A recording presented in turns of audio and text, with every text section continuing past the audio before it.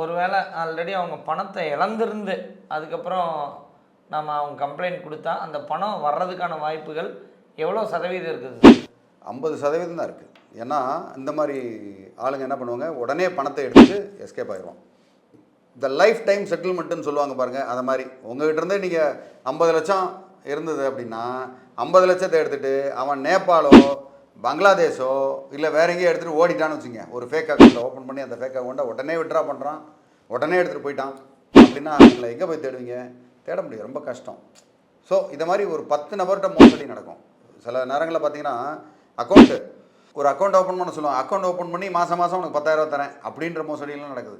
பண்ணிட்டு இந்த மாதிரி குற்றவாளிகள் என்ன பண்ணுவாங்க, அந்த அக்கௌண்ட்லேருந்து எடுத்து உடனே விட்ரா பண்ணிவிட்டு போயிடுவாங்க. அப்புறம் மாட்டுறது யாரோ 2 அப்பாவி தான் மாட்டுவான். அதனால் இந்த மாதிரி நேரங்களில் நம்ம உஷாராக இருக்கிறது தான் நல்லது. சரி, அப்படி மீட்கணுன்னாலும் அப்படி மனம் தளராமல் நம்ம மீட்கிறதுக்கு உண்டான பல வழிகளும் உண்டு.